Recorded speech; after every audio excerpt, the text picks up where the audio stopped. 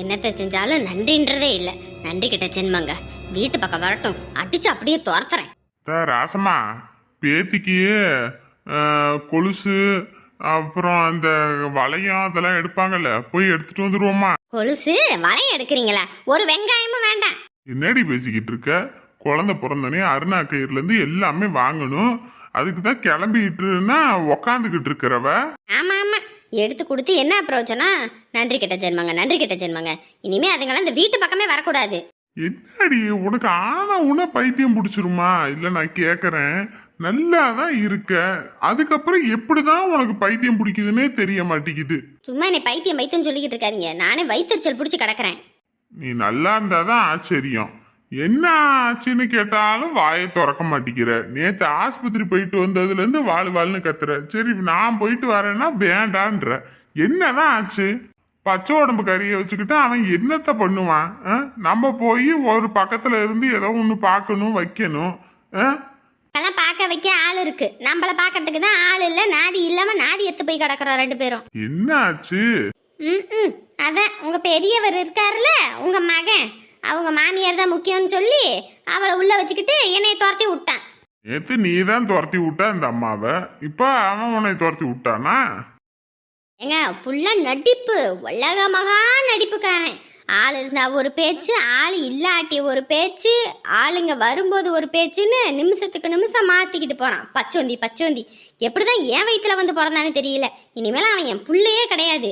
அதுக்கெல்லாம் புள்ளைய பத்துக்கிட்டு இங்கிட்டு வந்தா கூட விடக்கூடாது நான் சொல்லிவிட்டேன். சப்பா, உனக்கு என்னதான் பிரச்சனை? நேத்தெல்லாம் அந்த சுந்தரி இந்த பக்கம் வரக்கூடாது வைக்கக்கூடாது அப்படி இப்படின்னாங்க. இப்போ பார்த்தா அவளை உள்ள சேர்த்துக்கிட்டு ஆடுறான் இவன். இதுக்கு மேலே அவன்லாம் இந்த பக்கம் வரக்கூடாதுங்க. இனிமே உங்களுக்கு பையனே கிடையாது, அவ்வளோதான் சொல்லிட்டேன். இதுக்கு தான் இவ்வளோ ஒரு இதா? அவன் கூப்பிடுறானா அந்த புள்ளையோட அம்மா, அப்புறம் அவங்களுக்கு உரிமை இல்லாம தான் நமக்கு உரிமை வருதா? நம்மளும் ஒரு பிள்ளைய வச்சிருக்கோம், அதனால இந்த மாதிரி நேரத்துல எல்லாம் இது பண்ணாத, சரியா? மறுபொறப்பு பொழைச்சு வந்திருக்குது அந்த புள்ள, நம்ம தான் பார்த்துக்கணும் வச்சுக்கணும். இந்த மாதிரி நேரத்துல எத்தனை பேர் இருந்தாலும் பெத்தவங்க இருக்க மாதிரி வருமா? நாலு பின்ன நம்ம பிள்ளைக்கே இப்படி ஒரு நிலைமைனாலும் நம்ம போய் நிற்கும் போது நமக்கும் இப்படி தானே. அதுவும் இல்லாம கீழே விழுந்துட்டாங்கன்னு சொல்லி போன் அடிச்ச உடனேயுமே நீ போய் கூப்பிட்டா அந்த பையன் வரல. அந்த அம்மா அங்க இருந்து போன் போட்டு சொல்ல வந்து அந்த ஓனர் வந்து கூட்டிட்டு போயிருக்காரு, சரியா? நீ போனாலும் நீ போகலினாலும் அங்க கூட்டிட்டு போறதுதான், சரியா? நீ சும்மா அது இதுன்னு இது பண்ணிட்டு இருக்காத. முதல்ல கிளம்பு, போய் பேத்திக்கு கொலுசு இந்த அருணாக்குடி எல்லாம் எடுத்துட்டு வருவோம். ஏங்க நான் சொல்லிக்கிட்டு இருக்கேன், அப்புறம் என் பேச்ச மீறி எடுக்கணும்னு சொல்லிக்கிட்டு இருந்தா என்ன அர்த்தம்? ஒரு வெங்காயமும் எடுக்க வேணாம். அவங்களாச்சு அவங்க பிள்ளையாச்சு, நமக்கு தேவையில்லை. நம்ம பிள்ளைக்கு ஒரு புள்ள பிறக்குதா, அதுக்கு செய்வோம். இதெல்லாம் போய் செஞ்சாலும் நம்மள பின்னாடி திரும்பி பார்க்காது. நன்றி கெட்டதுங்க, நன்றி கெட்டதுங்க. புள்ள மட்டும் எப்படி பிறக்கும்? அப்படிதான் பிறந்திருக்கும்.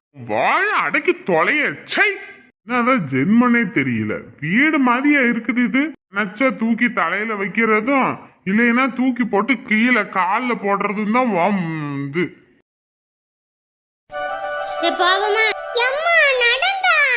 என்ன எனக்கு என்ன வண்டியா ஓட்ட தெரியும்? உங்க அப்பா தான் அங்க போயிருக்காருல்ல.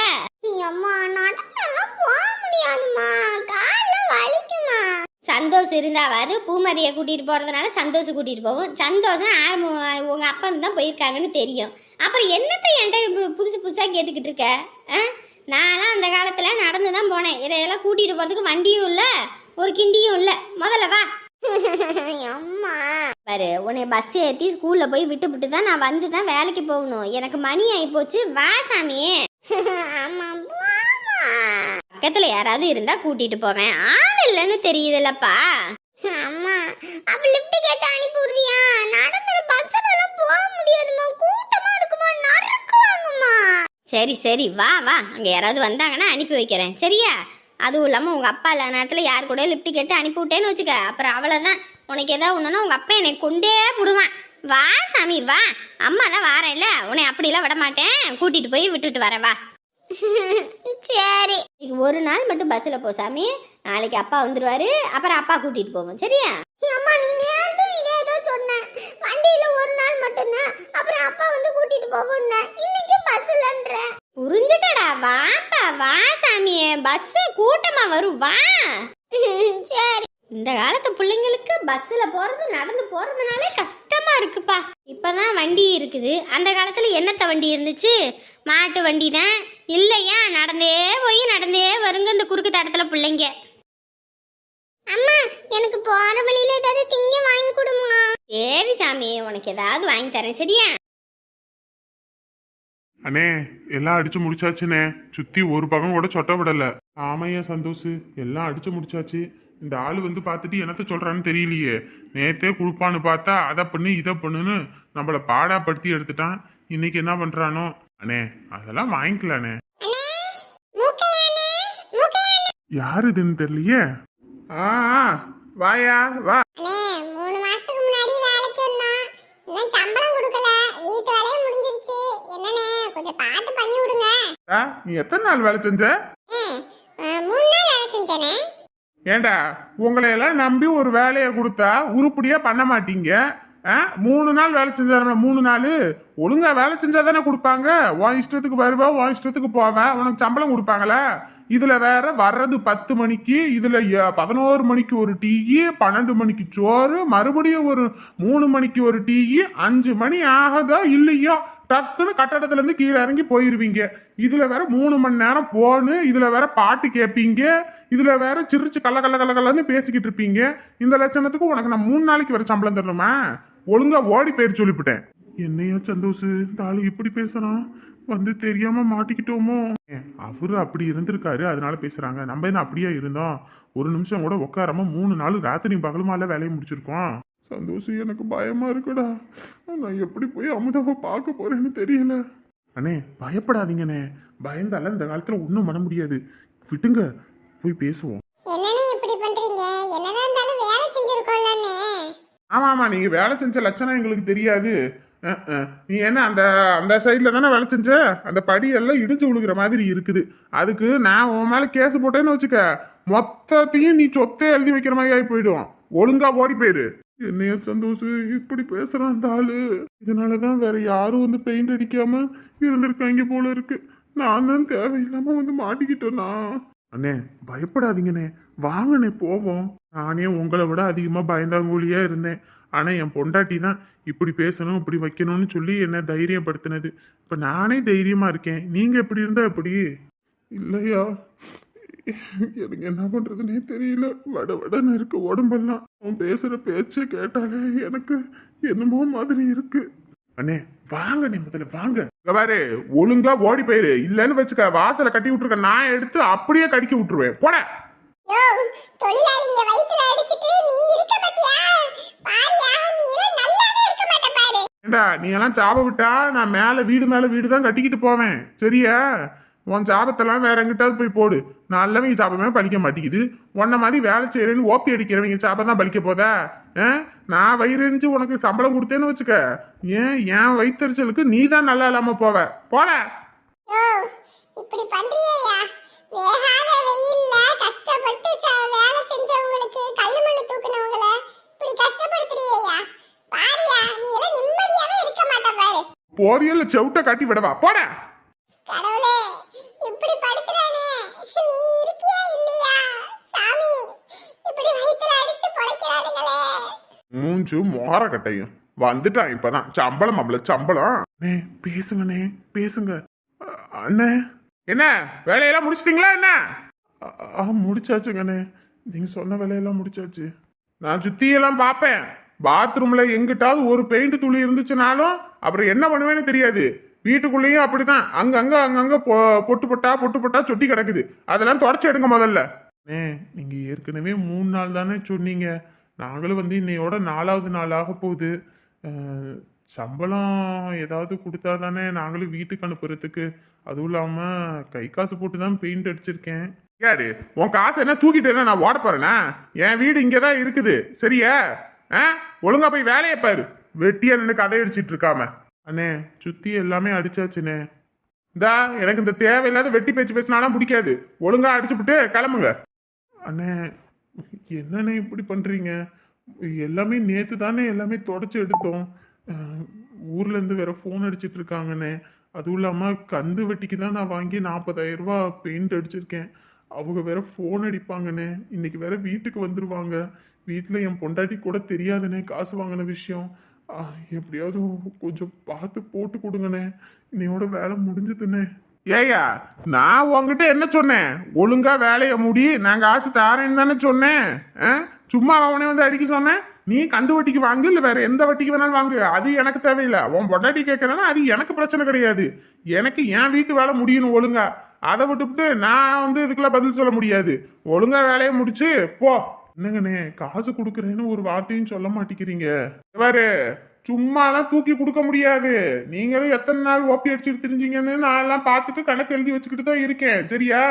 எதை உடச்சிருக்கீங்க என்ன ஏதுன்னு பார்த்துட்டு தான் நான் கொடுக்க முடியும். மொத்தத்தையும் அள்ளி கொடுப்பாங்களா? ஒழுங்கா வேலையை முடிச்சுட்டு ஒரு இடத்துலயும் ஒரு சொட்டை இருக்கக்கூடாது. அதெல்லாம் சுத்தம் பண்ற வழியை பாருங்க. எத்தனை தடவைனே சுத்தம் பண்ண இடத்தையே சுத்தம் பண்ணுவோம். எவரு இந்த எதிர்த்து பேசுற வேலையெல்லாம் வச்சுக்கிட்டு இருந்தீங்கன்னு வச்சுக்க, வெளியே நாய் கட்டி வச்சிருக்கேன். அப்படியே கடிச்சு கொதறிவிட்டு போயிடும். போய் வேலையை பாருங்கடா. இதுக்குத்தான் சொல்றது, இந்த மாதிரி ஆளுங்களையெல்லாம் கான்ட்ராக்டுக்கு பேசவே கூடாதுன்னு. வந்துட்டானுங்க இப்பதான். வேலையவே முடிக்கல, அதுக்குள்ள காசு காசு காசு காசு காசு காசு காசுன்னு இப்படி காசு காசுன்னு பறிய இருக்கிறவனுங்கெல்லாம் என்னைக்கு வாழ்க்கையில முன்னேறவே மாட்டானுங்க. சொல்ற வேலையை செய்ய முடியல. வந்து சுத்தி பார்ப்பேன், எங்கிட்டாவது ஒரு சொட்டை கிட்ட இருந்துச்சு அப்புறம் என்ன நடக்கும்னு தெரியாது. என்னையா இருந்தாலும் இப்படி பேசிட்டு போறோம். அண்ணே, என்னண்ணே? ஒன்றும் இல்லை, இருங்க, ஏதோ ஒன்று பண்ணுவோம்.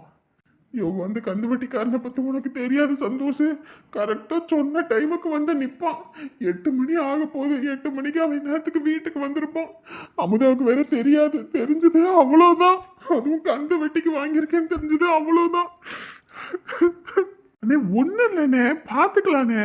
நம்ம எல்லா வேலையும் தெளிவாக முடிச்சிருக்கோம். செஞ்ச வேலையை திருப்பி திருப்பி செய்யன்னு சொல்லிக்கிட்டு இருக்கான்.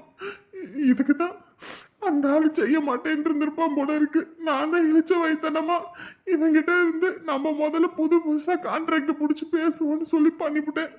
அப்பயே நான் யோசிச்சிருக்கணும். அவனே நான் பண்ண முடியாதுன்னு சொல்றானே, நம்ம பண்றோமே அப்படின்னு. அவன்லாம் இந்த தொழிலையே வந்துட்டு ஊர்னவன். அவனுக்கு இவனை பத்தி தெரிஞ்சதுனாலதான் இவன் கான்ட்ராக்ட் பேசுவோம் அந்த ஆள் செய்ய மாட்டேன்னு இருக்கான். நான் தான் பைத்தியக்கார மாதிரி காசு வருதுன்னு சொல்லி தப்பு பண்ணிட்டேன் சந்தோஷ். நான் இந்த மாதிரி ஏமாந்துட்டேன்னு தெரிஞ்சது அவ்வளோதான். அவதான் என்னை கொண்டே விடுவான். ஐயோ, காசு இல்லாமல் நான் ஊர் வர மாட்டேன். இல்லைன்னா நான் செத்து புடமா கூட வருவேனே தவிர காசு இல்லாமல் ஊர் பக்கம் வரமாட்டேன். அண்ணே அண்ணே, என்னண்ணே பேசிக்கிட்டு இருக்க? சும்மா பணமா போறேன் அப்படி இப்படின்னு சும்மா அதெல்லாம் பத்தி பேசிட்டு இருக்காத. இவன் எல்லாம் யாரு, நம்ம யாருன்னு நமக்கு தெரியும். சரிங்களா? பாத்துக்கலானே. அவன் மட்டும் காசு கொடுக்காம இருக்கட்டும். அதுக்கப்புறம் பாருங்க, இன்னும் இத்தனை நாள் வரைக்கும் அமைதியா இருக்க சந்தோஷத்தை எல்லாரும் பார்த்துருப்பாங்க. அதுக்கப்புறம் பாருங்க இன்னைக்கு என்ன மாதிரி நடக்க போகுதுன்னு. அவன் வீடு எப்படி கட்டியிருக்கான். அதுல இருந்து ஒரு செங்கலை உரி விட்டாலும் அவன் ஜோலி முடிஞ்சுது. வச்சு செஞ்சு விட்டு போவான். நமக்கு ஒரு கண்ணு போச்சுன்னா அவனுக்கு 2 கண்ணையும் நொல்லையாக்கி விட்டு போயிடுவானே. கவலைப்படாதனே சந்தோஷ். எனக்கு இப்போதைக்கு அந்த கடங்காரனுக்கு என்ன பதில் சொல்றதுன்னு தெரியல. அண்ணே, பயப்படாதண்ணே, பார்த்துக்கலாண்ணே. நான் எதுக்கும் சாமிக்கு ஃபோன் பண்ணி இப்படி ஆயிப்போச்சுன்னு சொல்லி நான் பேசுறேன். ஃபோன் பண்ணியா? எதையாவது பண்ணியா? எனக்கு பயமா இருக்கு. சரிண்ணே சரிண்ணே, வருத்தப்படாதீங்க, நான் பேசுறேன்.